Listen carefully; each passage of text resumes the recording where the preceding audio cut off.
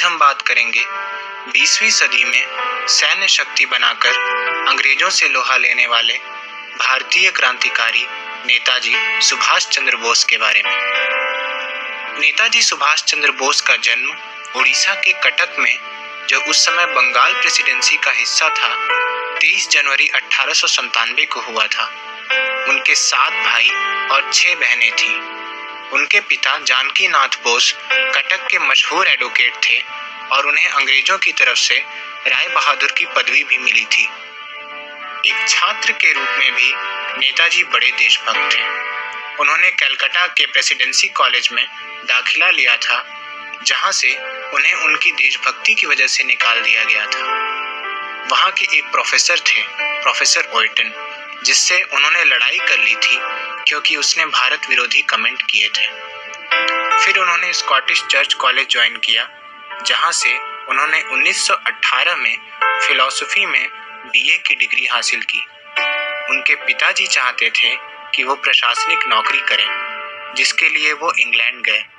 उन्होंने आईसीएस की परीक्षा, जो आज के आईएएस की परीक्षा के समान थी, उसमें 4था स्थान हासिल किया, लेकिन उन्होंने नौकरी से इस्तीफा दे दिया क्योंकि वो अंग्रेजों की नौकरी नहीं करना चाहते थे।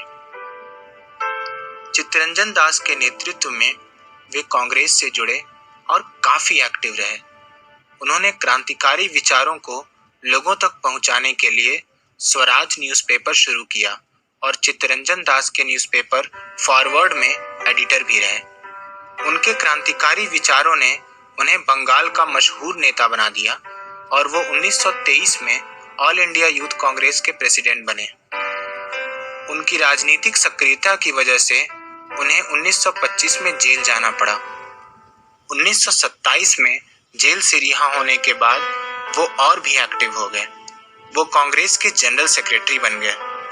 समय के साथ उनकी लोकप्रियता इतनी बढ़ गई कि उन्हें कांग्रेस प्रेसिडेंट के पद के लिए नामांकित किया गया। गांधी जी इसके समर्थन में नहीं थे क्योंकि वो अहिंसावादी थे और नेताजी के तरीकों से नाखुश थे। इसके बावजूद 1939 के कांग्रेस इलेक्शन में वो जीत गए और कांग्रेस प्रेसिडेंट बने, मगर गांधी जी से उनके वैचारिक मतभेद के कारण उन्हें कांग्रेस से इस्तीफा देना पड़ा। कांग्रेस से इस्तीफा देने के बाद उन्होंने फॉरवर्ड ब्लॉक नामक पार्टी बनाई। दूसरे विश्व युद्ध में जब वॉइस रॉय लॉर्ड लिंदित्को ने यह फैसला लिया कि भारत और उसकी आर्मी ब्रिटिश के सपोर्ट में लड़ेगी, तो नेताजी ने इसके विरोध में आंदोलन छेड़ दिया, क्योंकि वो नहीं चाहते थे कि यहाँ के लोग अंग्रेजों की लड़ाई लड़ें और अपना नुकसान करें, जिसके लिए उन्हें जेल जाना पड़ा। मगर जेल में 7 दिन की भूख हड़ताल के बाद उन्हें रिहा कर दिया गया। इसके बाद सीआईडी उनके घर और गतिविधियों पर नजर रखने लगी, मगर बोस पठान का भेष बदलकर घर से भागने में सफल रहे, जहां से वो जर्मनी गए। वो जर्मनी में हिटलर और कई मिनिस्टर्स से मिले। उनका मानना था कि युद्ध में ब्रिटिश के खिलाफ होने के कारण उन्हें जर्मनी से मदद मिलेगी। वहीं पे जर्मनी में रहने वाले भारतीयों ने उन्हें नेताजी की उपाधि दी। लेकिन जब जर्मनी युद्ध हारने लगी तो वो इस स्थिति में नहीं थी कि भारत की मदद कर सके। जब नेताजी को ये बात समझ आ गई तो वो एक सबमरीन से जापान निकल गए, जहां उनका बहुत अच्छा स्वागत हुआ।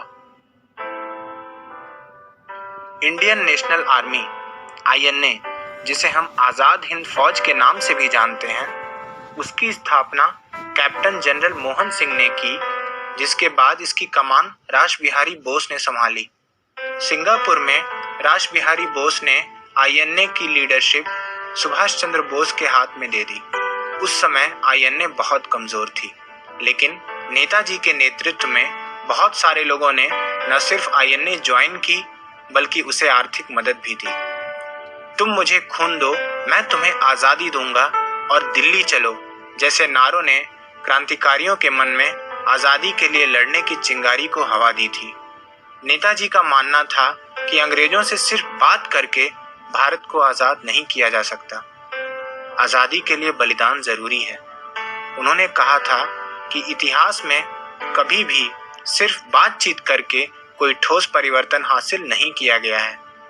आईएनए ने भारत में अंग्रेजों के खिलाफ अपनी जंग छेड़ी और मणिपुर के एक शहर मोइरंग में अपना झंडा भी फहराया।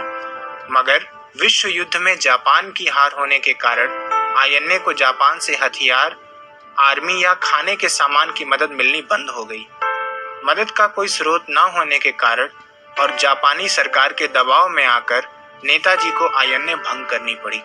कुछ दिन बाद विमान दुर्घटना में नेताजी की मृत्यु हो गई। इसके बाद देश में कई जगह सैन्य विद्रोह होने लगे। फरवरी 1946 में रॉयल इंडियन नेवी ने बॉम्बे में विद्रोह कर दिया, जो बाद में कराची से कलकत्ता तक फैला। ब्रिटिश सरकार को यह एहसास होने लगा था कि वो इंडियन आर्मी पे अब पूरा भरोसा और कंट्रोल नहीं कर सकते। भले ही आज़ादी के वक्त नेताजी जीवित नहीं थे, मगर भारत की आज़ादी में उनका योगदान बहुत महत्वपूर्ण था। आपको ये वीडियो कैसी लगी? कमेंट करके हमें बताएं।